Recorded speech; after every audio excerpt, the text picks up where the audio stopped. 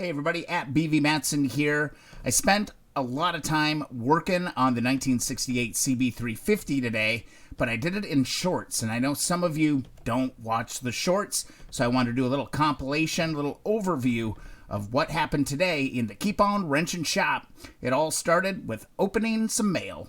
Gotta love it when parts arrive and you're not crushed on your project. Got really, set back last week when I found that I had an issue with one of my front sanctions. Hopped on eBay. Package arrived yesterday.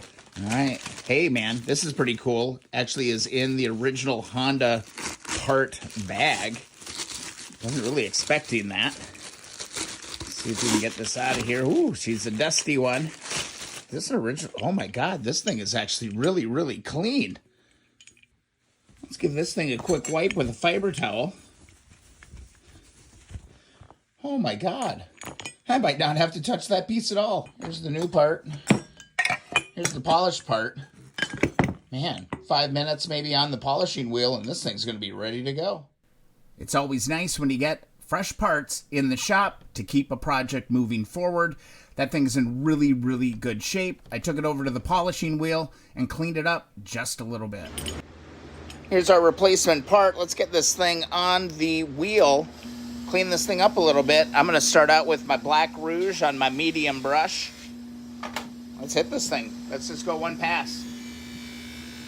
This is a new old stock part, folks. This is going to be beautiful. This is going to take me like a minute to clean up. I'm just going to sit and work on this with my medium brush. Then I'll move over to my fine pad with my fine rouge. We'll be good to go. This is fantastic. All right, let's switch this bad boy over to the soft pad. I'm going to go to my white rouge here. Let's give this thing a polish. And just like that, we got ourselves a nice match set of front sanctions. I got lucky on this one. Woo! Guess that means I got to put these front forks together. Subscribe to follow along. Getting that replacement part was absolutely necessary because if you remember, that other sanction I had was junk. That little broken piece right there really set me back, but I'm back in business. All perfect. This one I just ordered is actually in better shape than the one I worked on all fall. Crazy. Upon further inspection, the part needed a little bit of cleaning internally. The steel shaft in that sanction was pretty rusted, so I had a quick solution to get that all squared away. Looks like I got to clean up a little rust on the inner steel tube there. I got a solution for that. This looks like a job for evapo-rust. I'm just going to fill up this front sanction with a little bit of evapo-rust. Let this sit out for a little while, maybe a couple hours. Give her a rinse out, clean it out, and we'll go from there. This is magic stuff, guys. If you got little rust problems, give evapo-rust a try. I'm telling you, stuff is magic. I'm just going to let that sit for a while. I guess I might as well get to sanding Bondo, one of my favorite things in the world. More I think about it, it is a pretty nice day to do some paint. I guess I should sand some Bondo. Be sure to subscribe, follow along with this crazy project with the 1968 CB350. And here's what we're going for. It's gonna be sweet. While I waited for the evapo-rust to do its thing, I figured I got nothing else to do but sand down the Bondo and get those other pieces that are necessary to assemble the front forks done. That required sanding the Bondo down, getting the part ready for paint, priming and painting, and that pretty much took the rest of the afternoon. All right, let's start knocking out some of this Bondo. I got some 80 grit going on. Not perfect, but it's gonna work. Start knocking it back.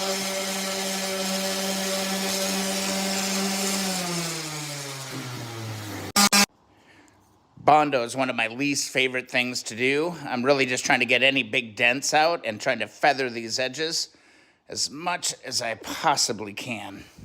If you recall, these were pretty gnarly at one point. These are going to smooth out real nice. I always seem to go a little overboard with my Bondo. From a galloping horse, these are going to look much better. I'm going to go ahead and go over them with a nice 1000 hand sanding. Let's just try feather things out as best we can to get some nice smooth surfaces.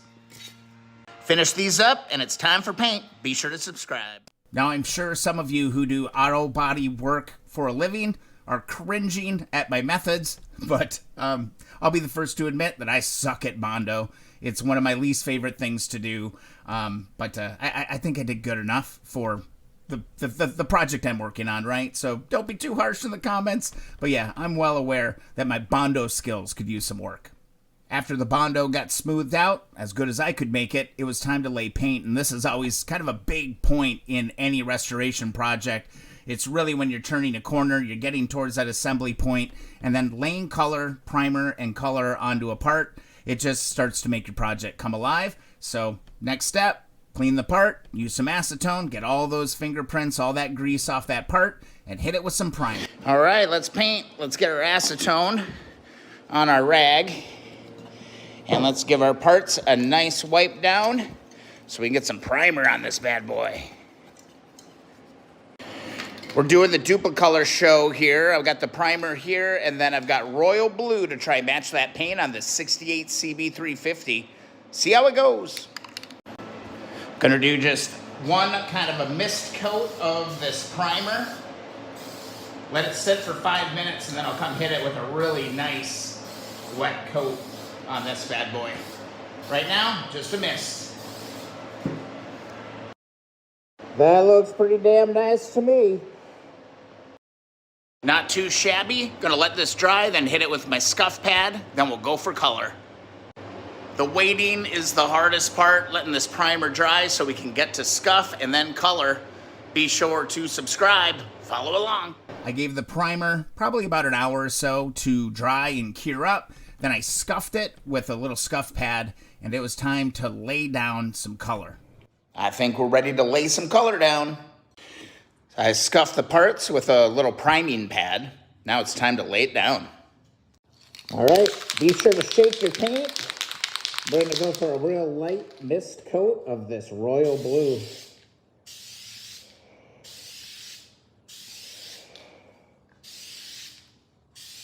That's it. That's where I'm going to stop on this first coat. These ones can be a little tricky. There's a lot of crevasses that you got to navigate. All right, we're just going to let these chill for about 5 minutes. Now we're going for a nice wet coat, slow and steady across the part. There, we're starting to see the color darken up a little bit. I think it's going to look great. Gonna probably do 2 or 3 coats. There we go. Did 2 additional nice wet coats on these. We're good. And that's where I ended my day. I feel like I got a lot done. That sanction's ready to go, so now I can reassemble the front forks and get those installed on that beauty back there, the 1968 CB350. And all my parts are curing. Tomorrow, I'll probably hit it with 2K clear, all those parts, get those nice and shiny, let those cure up for the weekend. So probably next week's project is going to be assembling and installing the forks, of which I will do a video on because this has the external springs, not the internal springs like the CL350 project did. So it's just good for me to show you both variations in those forks, and I've got the opportunity to do that with the 1968 CB350. Hope you enjoyed this video. Something a little different. The shorts are really easy for me to make as I'm working through the day. It doesn't derail my day, and I can actually still get a lot done.